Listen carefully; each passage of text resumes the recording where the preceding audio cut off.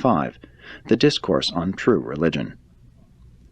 This memorable discourse on religion, summarized and restated in modern phraseology, gave expression to the following truths. While the religions of the world have a double origin, natural and revelatory, at any one time and among any one people there are to be found three distinct forms of religious devotion. And these three manifestations of the religious urge are: 1. Primitive religion, the semi-natural and instinctive urge to fear mysterious energies and worship superior forces, chiefly a religion of the physical nature, the religion of fear. 2. The religion of civilization, the advancing religious concepts and practices of the civilizing races, the religion of the mind, the intellectual theology of the authority of established religious tradition. 3. True religion, the religion of revelation, the revelation of supernatural values, a partial insight into eternal realities, a glimpse of the goodness and beauty of the infinite character of the Father in heaven, the religion of the Spirit as demonstrated in human experience. The religion of the physical senses and the superstitious fears of natural man the Master refused to belittle, though he deplored the fact that so much of this primitive form of worship should persist in the religious forms of the more intelligent races of mankind. Jesus made it clear that the great difference between the religion of the mind and the religion of the Spirit is that, while the former is upheld by ecclesiastical authority, the latter is wholly based on human experience. And then the Master, in his hour of teaching, went on to make clear these truths. Until the races become highly intelligent and more fully civilized, there will persist many of those childlike and superstitious ceremonies which are so characteristic of the evolutionary religious practices of primitive and backward peoples. Until the human race progresses to the level of a higher and more general recognition of the realities of spiritual experience, large numbers of men and women will continue to show a personal preference for those religions of authority which require only intellectual assent, in contrast to the religion of the Spirit, which entails active participation of mind and soul in the faith adventure of grappling with the rigorous realities of progressive human experience. The acceptance of the traditional religions of authority presents the easy way out for man's urge to seek satisfaction for the longings of his spiritual nature. The settled, crystallized, and established religions of authority afford a ready refuge to which the distracted and distraught soul of man may flee when harassed by fear and tormented by uncertainty.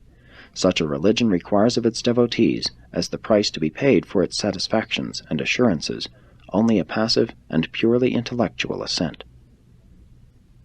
And for a long time there will live on earth those timid, fearful, and hesitant individuals who will prefer thus to secure their religious consolations, even though in so casting their lot with the religions of authority they compromise the sovereignty of personality, debase the dignity of self-respect, and utterly surrender the right to participate in that most thrilling and inspiring of all possible human experiences, the personal quest for truth, the exhilaration of facing the perils of intellectual discovery, the determination to explore the realities of personal religious experience, the supreme satisfaction of experiencing the personal triumph of the actual realization of the victory of spiritual faith over intellectual doubt, as it is honestly won in the supreme adventure of all human existence, man seeking God for himself and as himself, and finding him. The religion of the Spirit means effort, struggle, conflict, faith, determination, love, loyalty, and progress. The religion of the mind, the theology of authority, requires little or none of these exertions from its formal believers.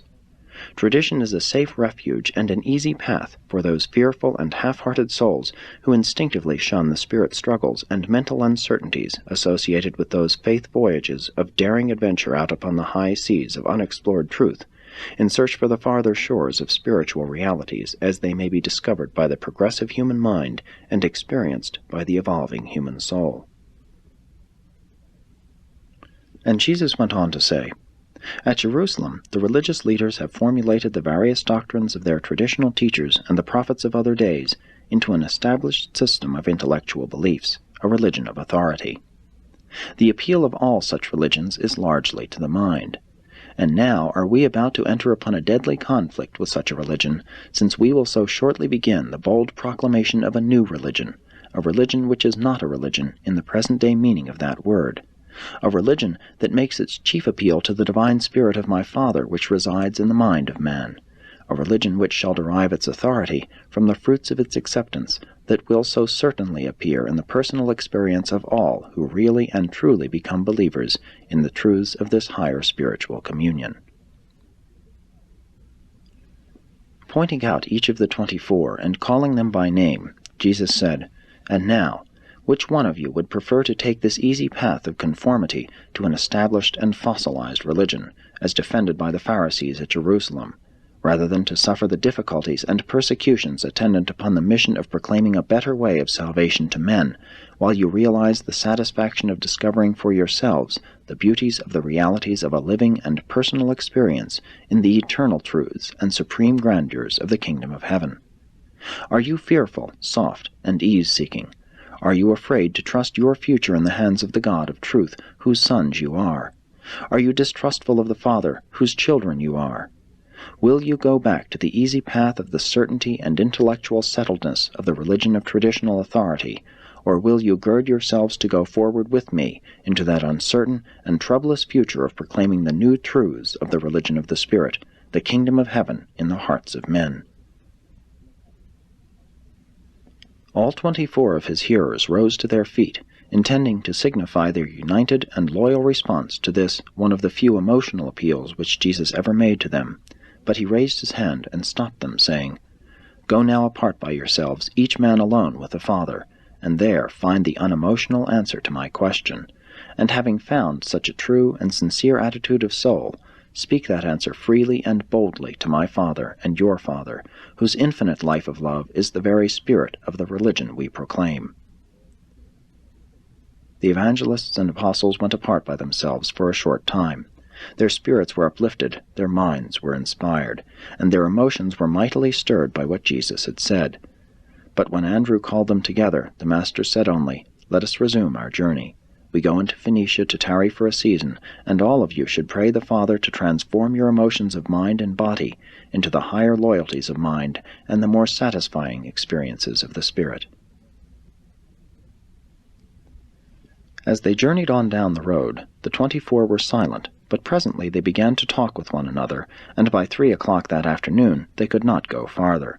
They came to a halt, and Peter, going up to Jesus, said, "Master, you have spoken to us the words of life and truth. We would hear more. We beseech you to speak to us further concerning these matters."